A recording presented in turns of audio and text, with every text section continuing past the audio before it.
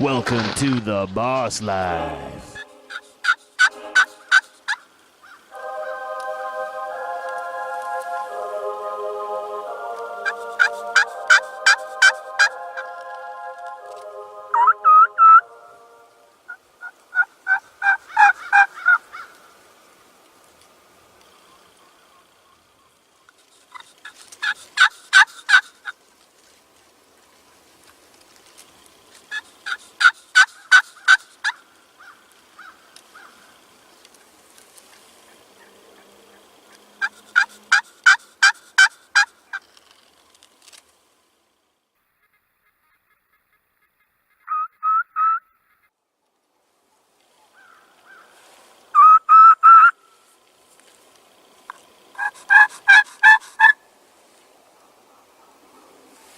Hey, turkey, turkey, turkey, turkey, turkey, turkey, turkey.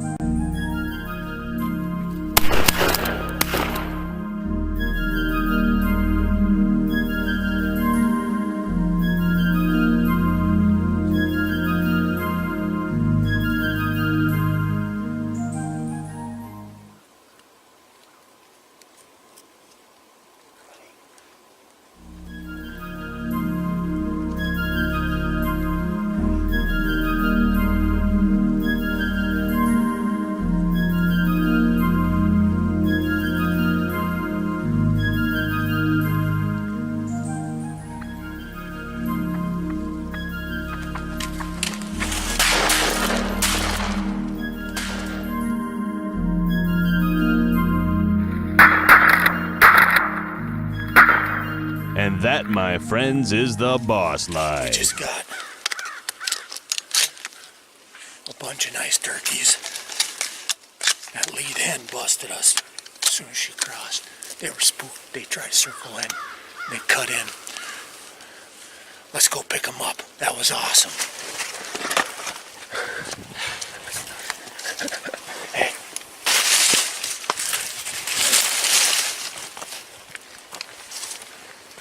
All right, let's go get them.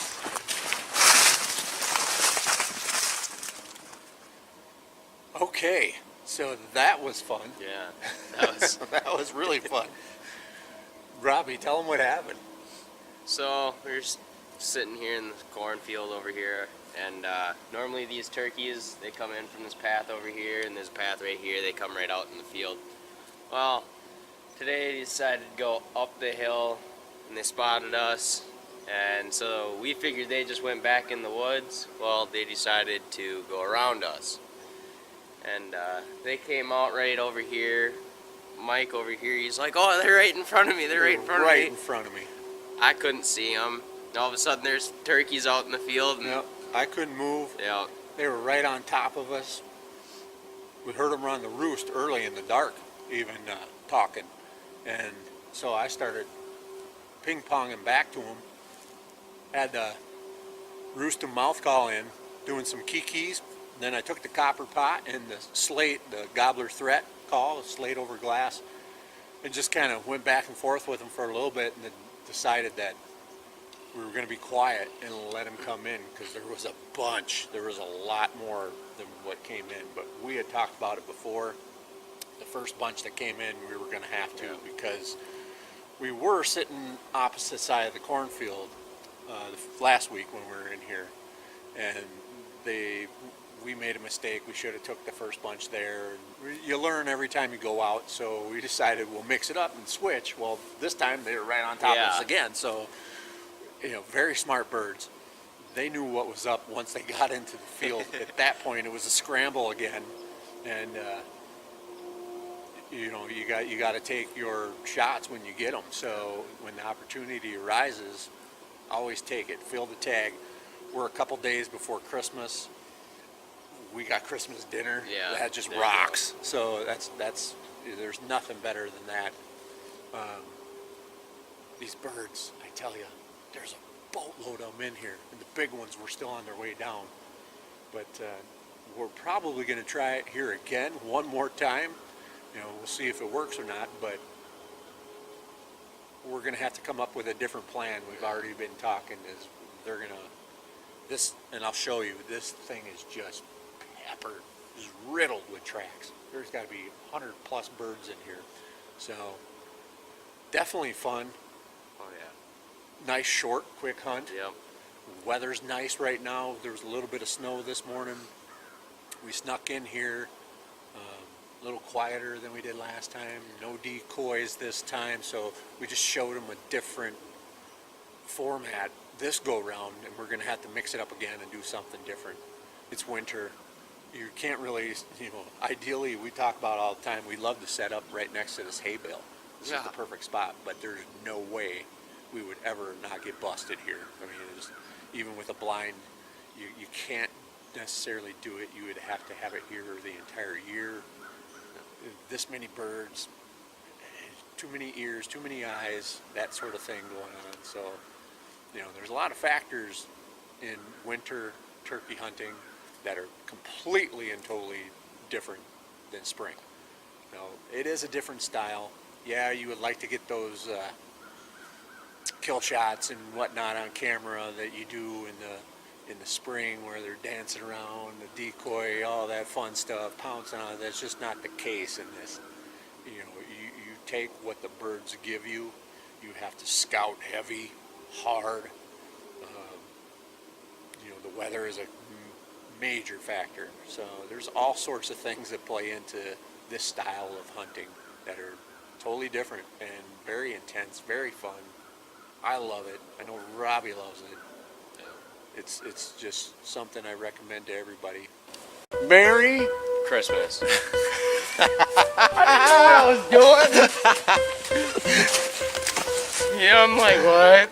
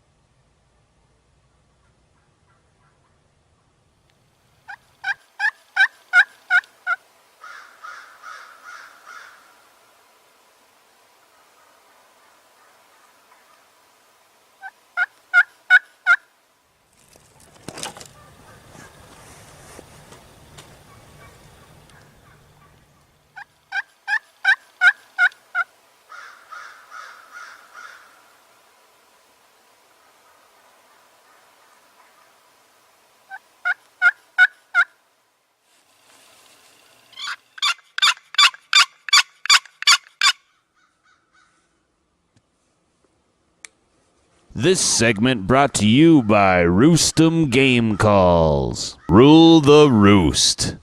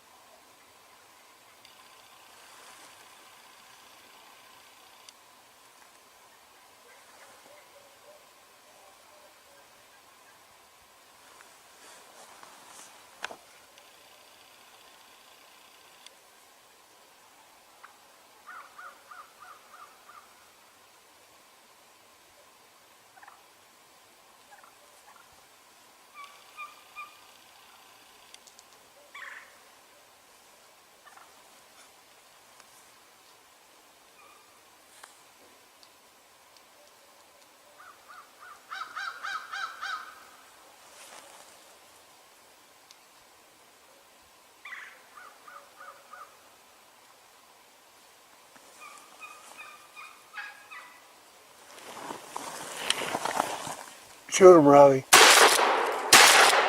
Going straight off the cuff. That's the boss life.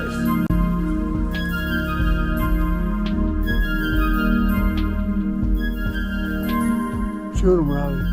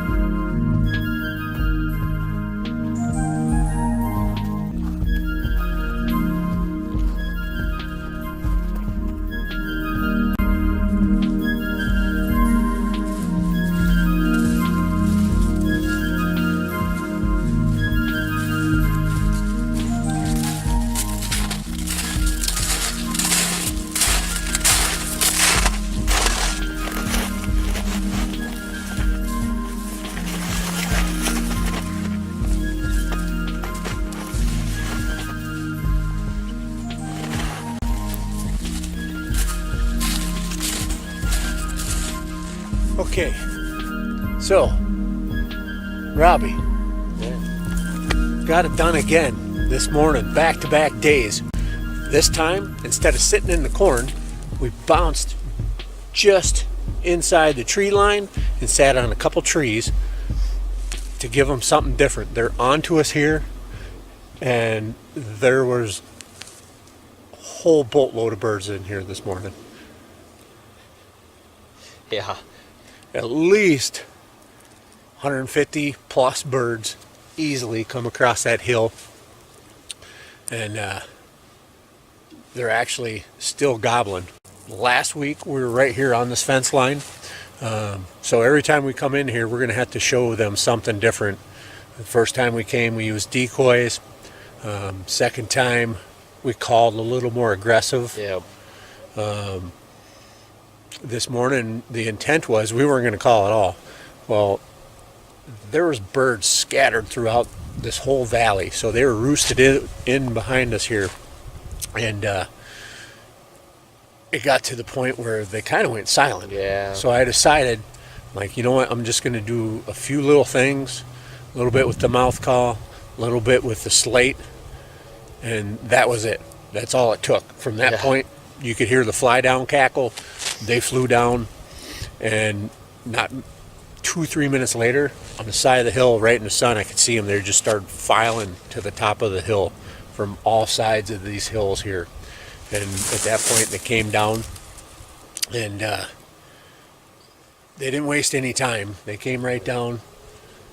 One actually flew right in above us and dropped before right on the everybody corner. else came in and everything, he just flew right up and landed right over here. Yeah. So There's a Jake. Yep. Yeah, he had a little beard on him. We got a couple nice birds. A bunch of young hens came in to the corn. Everybody else stayed. I am not sure if they saw us. This is a very difficult place to hunt. There's no cover. So when we do that, we just always have to mix it up. But they all went back into the woods. At that point, we just hung tight. Yep. You know, we sat tight and waited and waited. And the next thing I knew, I turned over my shoulder and there was 3 birds staring right at me. And Robbie says he saw them. And So I saw one head. Okay. And that was about it. So I was like, well, Mike didn't see that one. And all of a sudden he turns around and looks and he just doesn't move. I was like, all right, now he sees it. yeah, I was totally, he was on to me. The only thing that saved me on that one was there was a squirrel in between he and I. And he kept thinking that the squirrel was the only factor in that. And then all of a sudden he busted me. He totally busted me. He was out. The other ones, there was a hen came out of the corn. Yeah. So there was 4 birds in this corner here, and there was a probably 8, 9 more in the corn yet. Yeah. So at that point, we knew it was what it was. It was time to shoot. There was no getting out of it. I, looked over to Robbie. So like, shoot him now. I don't know that he heard me. It's so hard.